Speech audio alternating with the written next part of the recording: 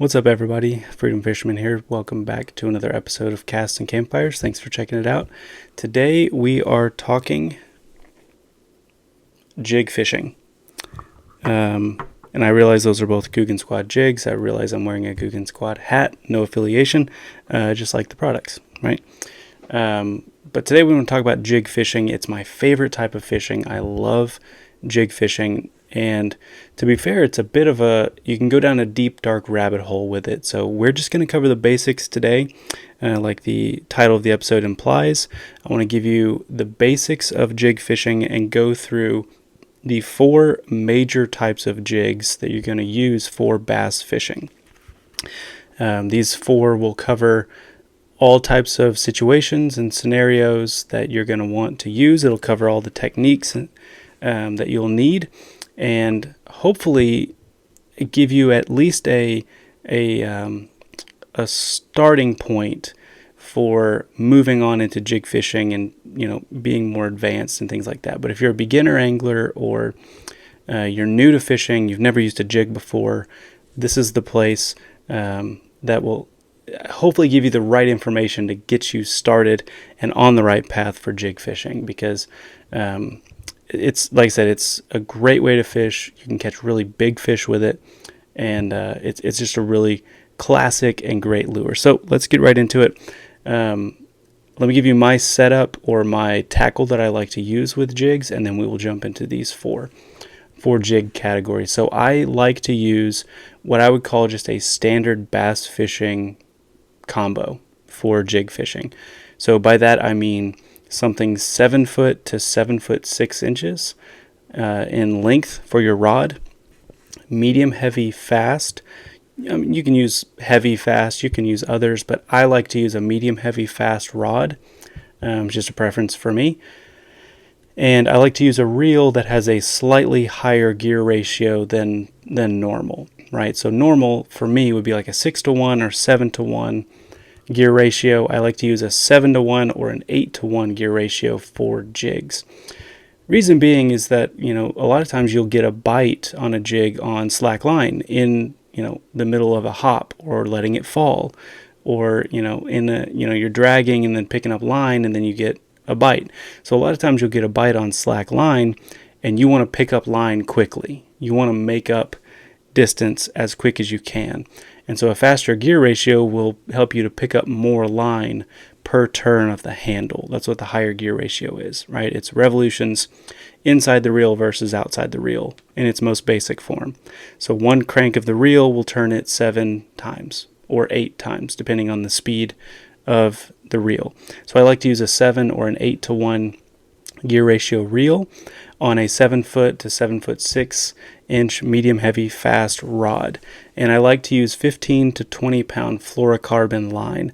So I'll use fluorocarbon because it's nearly invisible in the water, it has almost no stretch, it sinks, and it's very, very sensitive. All great attributes for jig fishing, all things that you would really need when you're jig fishing to help you to catch more fish, feel more bites, get more bites, and catch more fish.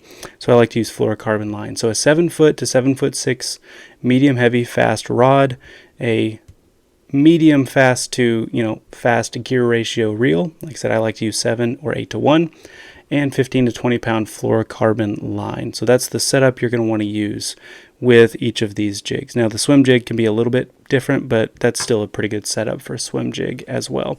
So let's jump right into these jigs. I will start with the most basic. This is a casting or Archy style jig. It's the most common bass fishing jig that there is.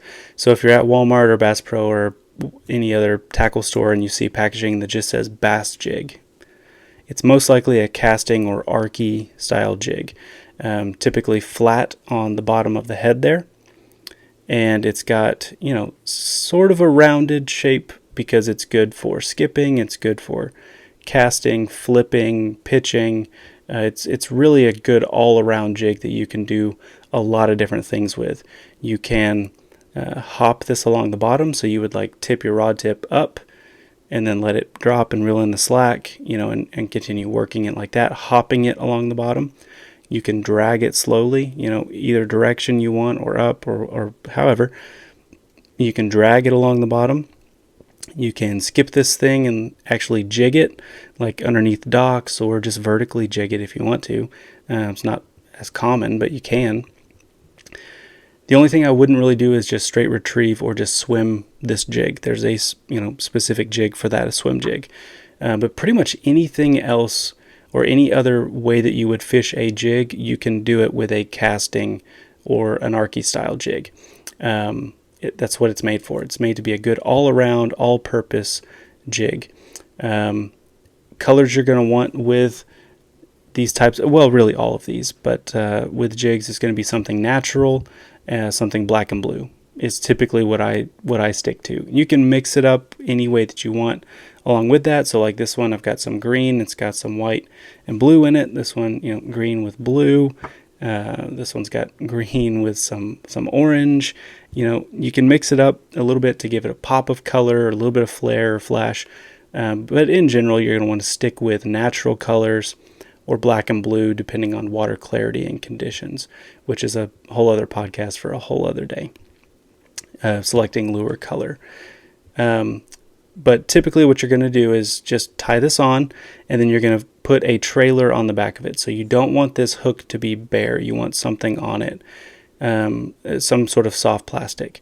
With a casting jig, Archy style jig, you're going to want something that looks like, forage that's along the bottom. So think crawdads, creature baits.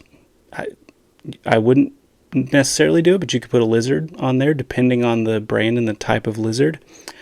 But something that looks like it would be, scurrying along the bottom. I typically stick with crawdads or creature baits when it comes to jigs, but you can mix it up and really try anything you want. Grubs, twin-tailed grubs, those are really great on jigs as well. But trailers, it's up to you if you match the color or contrast the color. Different people have different opinions about that. I try to match the color just to make it look like one large big meal, or one, big crawfish or whatever. And just toss it out, let it sink to the bottom, do its thing. So that's the casting and the Archy style jig, good all-around jig, good all-purpose jig.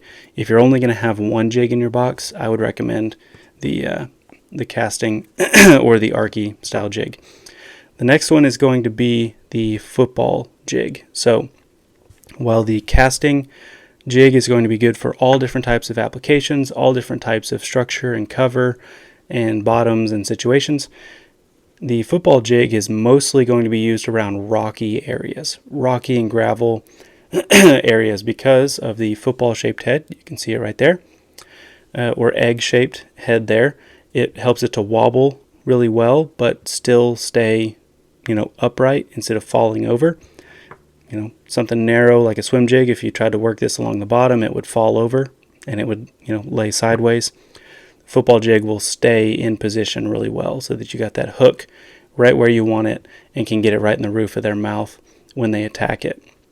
But it also keeps this jig from getting stuck in rocks or gravel or whatever. It will help to keep it from getting snagged along the bottom.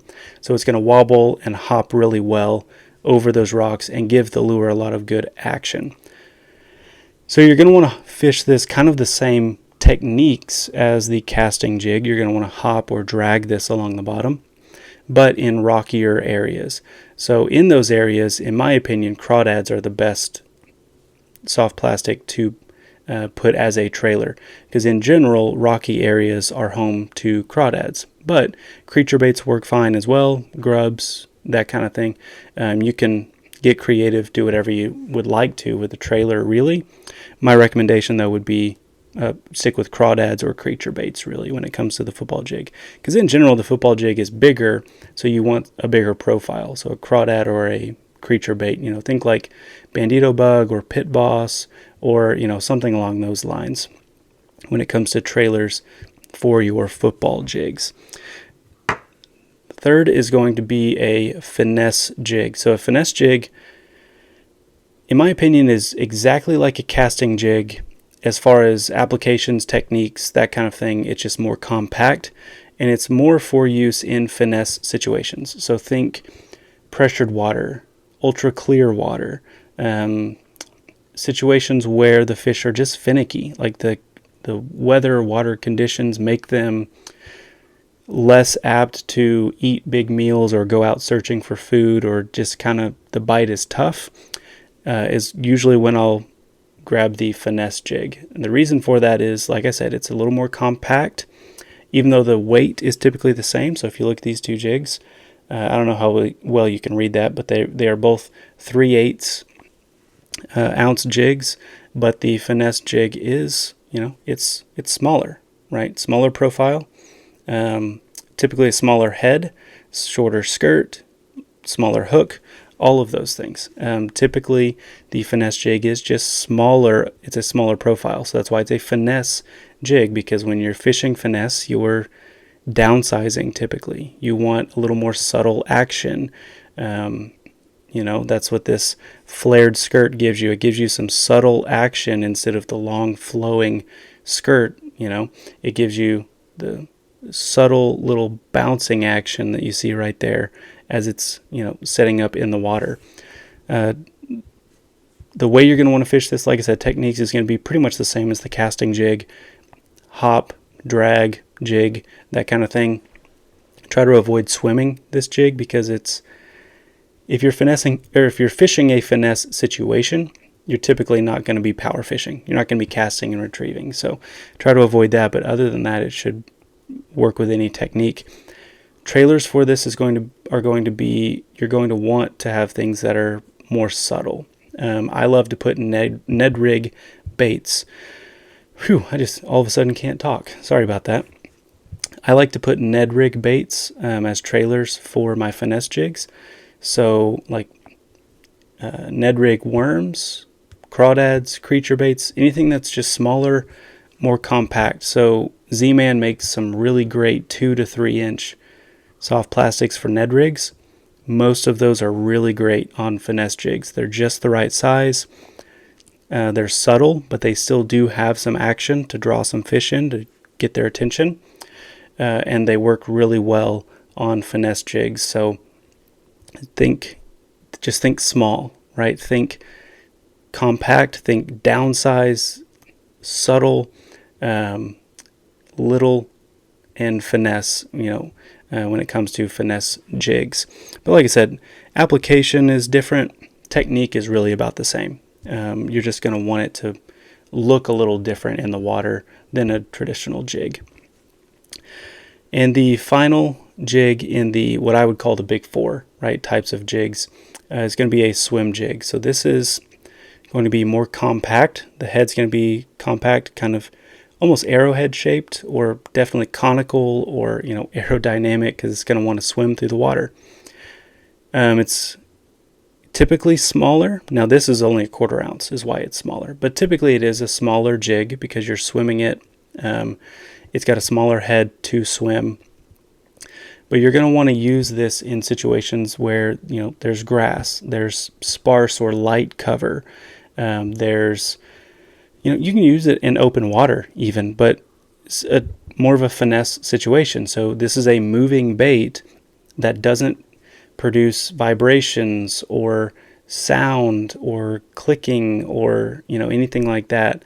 It's just got a pretty natural swimming action through the water. Now you do want to fish this with a trailer, because if you don't, it doesn't look as natural. Trailers I like to use with a swim jig are subtle things, but things that are moving, right? So I try to avoid the crawdads, creature baits with a swim jig and think more like a paddle tail swim bait or a fluke, something like that, maybe a curly tail worm or grub, something along those lines. Something that does have a little bit of action but doesn't cause a big disturbance in the water. You don't want a real loud thump in the water. You just want a subtle vibration, a subtle movement to catch the bass's attention and make them attack it. And because you're casting and retrieving this thing, to be fair, it's one of my favorite ways to jig fish because I can cast and retrieve and I can cover a lot of water while also still kind of finesse fishing and fishing in a more subtle way, so to speak, because it's not loud and obnoxious like a lot of other moving baits. It's more subtle.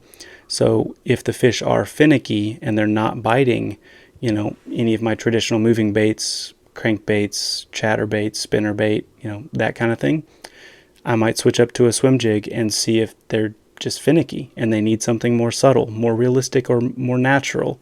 Like I said, in my opinion, it looks more natural because it doesn't make any of those noises or bumps or thumps or anything like that in the water. So it has some drawing power to get some bites in finesse situations because it's so subtle. But it's also versatile. You can rip it through grass. You can pull it through timber and light cover. But like I said, you can even fish it in open water. So it's a very versatile jig that you can cover water with if you want to make some casts. You want to pick apart some water and see if there's fish there. You might want to start with a swim jig instead of some other moving bait, just to try out and see if the fish are there, if they want something more subtle. So there you go, guys. My big four when it comes to jig fishing. These are the four that I typically use. Now, bladed jigs are kind of their own thing, but they are technically a jig, right? But it's kind of their own thing, right? These are the four jigs. When I think of jig fishing, these are the four that I tend to think of. Hopefully that was helpful for you guys. Some good information that can help you get started jig fishing if you're new to fishing or new to jigs and haven't ever used them before. Take these tips, go out, try them in different situations, try different trailers, try different techniques, try different approaches, and all different kinds of things. The beauty of jig fishing is that the possibilities are kind of endless. You can mix and match, you can use different techniques and styles, you can do really anything you want, and they're still really effective at catching fish. So if you're new to jig fishing or haven't ever tried them before, start here. This is the basics. Go from here and try to make the jig your own. Maybe it'll even become your favorite lure like it is mine. But thanks for checking out another episode, guys. Make sure you are subscribed or following the podcast or wherever you're watching, listening, whatever. You know how it works, right? You need to subscribe or follow or leave a like or a rating or review or all of those good things that I have to say at the end of the video so that you don't forget and I don't forget.